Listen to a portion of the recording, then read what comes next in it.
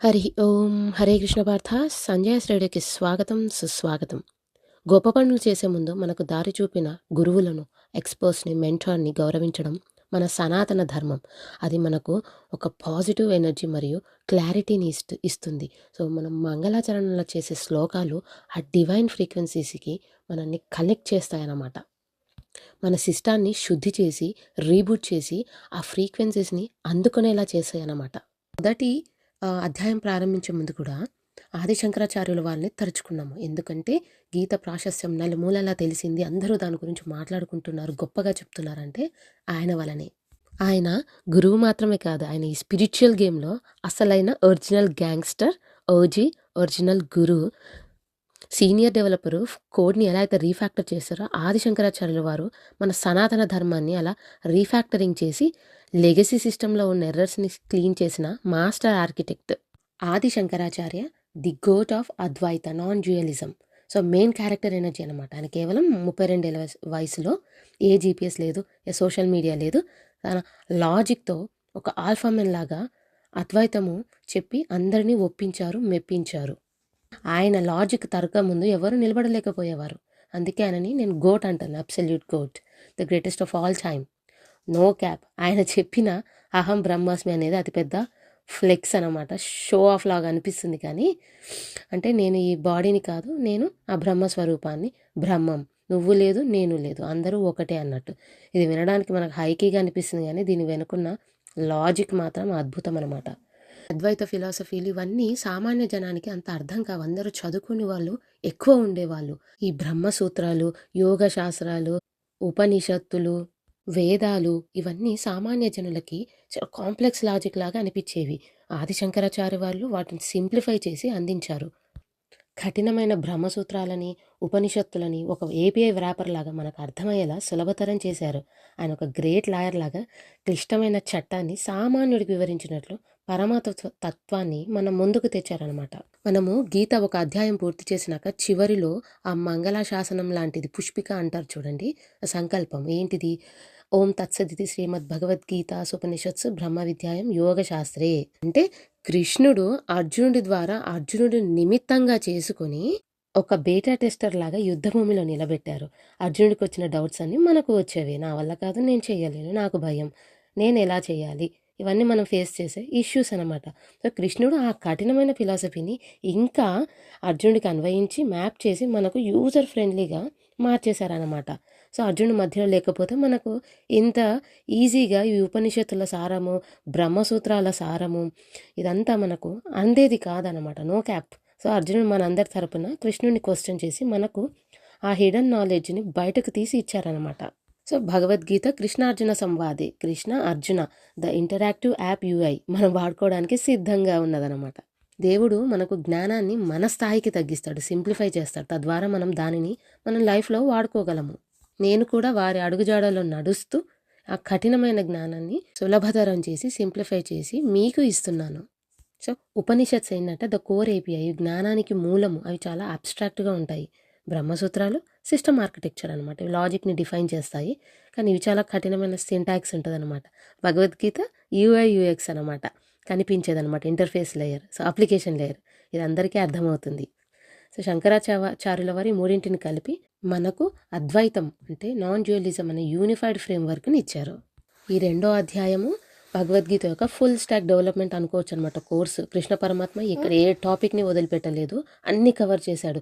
ఉపనిషత్తుల సారం, బ్రహ్మసూత్రాల లాజిక్, యోగ సాధన అన్ని కలిపి అర్జునుడికి చాలా ఈజీగా అర్థమయ్యేలా అందించారు. శంకరాచార్యుల వారు ఈ అధ్యాయాన్ని హార్ట్ ఆఫ్ గీత అని పిలుస్తారనమాట. గొంగలి పురుగు లాంటి అర్జునుడిని క్యాటర్పిల్లర్ లాజిక్, ఆకాశంలోకి ఎగిరే సీతాకొక చిలుకలా మార్చడానికి కావాల్సిన అన్ని అప్గ్రేడ్స్ ఈ చాప్టర్లోనే ఉన్నాయి. ఆత్మజ్ఞానం అంటే కోర్ లాజిక్, సోల్, బుద్ధియోగం, డెసిషన్ మేకింగ్, ఇంటెలెక్ట్, కర్మయోగం, ఎగ్జిక్యూషన్, యాక్షన్ ఫేజ్, తర్వాత ఫైనల్ అవుట్పుట్ స్టెబిలిటీ, స్థితప్రజ్ఞత. దీన్నే ఆర్ట్ ఆఫ్ లివింగ్ అంటారనమాట. శంకరాచార్యుల వారు is a master of debate king అంటారు. ఎందుకంటే ఆయన కాలంలో ఎంతోమంది పండితులు ఉండేవారు.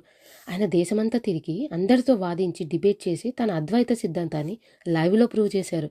ఒక లాయర్ కోర్టులో పాయింట్ టు పాయింట్ ఎవిడెన్స్ ఎలా ఇస్తారు, ఆయన ఉపనిషత్తుల నుండి డేటా రిఫరెన్సెస్ ఇచ్చి అందరినీ ఓడించేవారు. అదే ఆయన మ్యాన్ క్యారెక్టర్ ఎనర్జీ అనమాట. తర్వాత ఆ సమయంలో మన సనాతన ధర్మంలో చాలా గందరగోళంలో ఉండేది, చాలా లోపాలు ఉండేవి. ఆయన వచ్చి మొత్తం ఆ లెగసీ సిస్టమ్ని రీఫ్యాక్టర్ చేశారు. పనికిరాని మూఢనమ్మకాలు డెప్రికేటెడ్ అయిన మార్క్ వేసి అసలైన అద్వైతం కోర్ లాజిక్ని అందరికీ అర్థమయ్యేలా చెప్పారనమాట. అహం బ్రహ్మాస్మి లాజిక్. ఆయన లాజిక్ ఏంటంటే, నువ్వు ఈ చిన్న బాడీవి కాదు, ఇన్ఫైనైట్ బ్రహ్మస్వరూపానివి. ఇది వినడానికి మనకు వావ్ అనిపిస్తుంది కదా, కానీ స్టెప్ బై స్టెప్ లాజిక్తో ప్రూవ్ చేశారు ఆయన. లాజిక్ ఏంటంటే, శరీరం మారుతుంది వేరియబుల్, కానీ మనసు మారుతుంది ఎస్ స్టేట్. కానీ నిన్ను నువ్వు గమనిస్తున్న ఆ సాక్షి అబ్జర్వర్ సోల్ మారదు, కాన్స్టెంట్ అనమాట. సో నువ్వే ఆ శాశ్వతమైన సత్యాన్ని period. So being a Sanatani doesn't mean blindly following, it means using your brain to find the absolute truth. ఆది శంకరాచార్యుల వారు మనకు నేర్పిన అతిపెద్ద పాఠం, logic is the path to God. ఆయన ఇచ్చిన ఈ లాజికల్ ఫ్రేమ్వర్క్ 2వ అధ్యాయంలో కృష్ణుడు అర్జునుడిని ఎలా స్లే చేస్తారో, స్లేయింగ్ ఇగ్నోరెన్స్, తన జ్ఞానంతో అజ్ఞానాన్ని ఎలా అంతం చేస్తారో చూడడం చాలా ఇంట్రెస్టింగ్గా ఉంటుంది. ఆయనను ఈ శ్లోకంతో తలుచుకుందాం. ఇది నాకు ఇష్టమైన శ్లోకము, ముందు ఆడియోస్లో కూడా చెప్పాను. శృతి స్మృతి పురాణానాం ఆలయం కరుణాలయం నమామి భగవత్పాద శంకరం లోకశంకరం.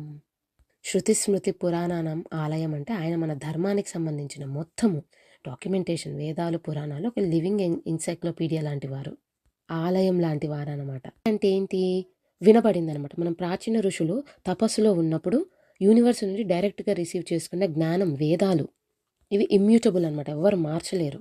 అండ్ స్మృతి అంటే ఇంప్లిమెంటేషన్ లైబ్రరీస్. అంటే స్మృతి అంటే గుర్తుంచుకున్నది, రైట్, రిమెంబరెన్స్ అనమాట.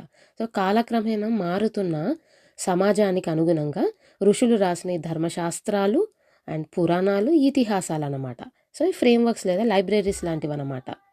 కోర్ లాజిక్ శృతి మారదు, కానీ దాన్ని మనం వాడుకునే విధానం అంటే స్మృతి కాలానికి తగ్గట్టుగా వర్షన్ అప్గ్రేడ్ అవుతూ ఉంటుంది. Shruti is the highest authority, Smriti is the applied wisdom. So always go to the source code, Shruti Vedas or Vedas when you have a doubt, but follow the best practices, Smriti for daily life. Shruti Smriti రెండింటిలో ఆయన master కాబట్టి ఆయన అంత పెద్ద OG అయ్యారనమాట.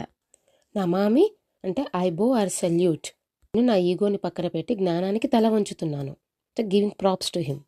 తర్వాత భగవత్ పాద అంటే at the define feet. భగవత్ అంటే సాక్షాత్తు భగవంతునితో సమానమైన శక్తి కలవారనమాట. ఆది శంకరాచార్య వాళ్ళు సాక్షాత్తు పరమశివుడు అవతారం అని మనకు తెలుసు. ఆయన కేవలం గురువు మాత్రమే కాదు, he was a living divinity అనమాట ఆ కాలంలో.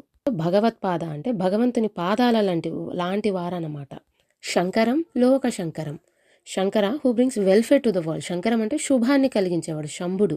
ఆయన తన లాజిక్తో, తర్కంతో, న్యాయవాది లాంటి వాదనలతో లోకంలోని అజ్ఞానాన్ని తుడిచిపెట్టేసి అందరికీ మేలు చేశారు. అందుకే ఆయన the real MVP, most valuable player. ఈ లాజికల్ ఫ్రేమ్వర్క్ నేను ఫిదా అయిపోయాను, నా మైండ్ నీకు అప్పగిస్తున్నాను. ఈజ్ ద సాక్షాత్తు హ్యూమన్ వర్షన్ ఆఫ్ శివ. అందుకే 2వ అధ్యాయంలోకి వెళ్లే ముందు భగవత్పాదులైన ఆది శంకరాచార్యుల వారిని స్మరించుకున్నాను నేను. Gratitude is the key to learning. గొప్ప జ్ఞానాన్ని పొందే ముందు జ్ఞానాన్ని మనకు అందించిన గురువులకు కృతజ్ఞత తెలపడం మన సనాతన కల్చర్.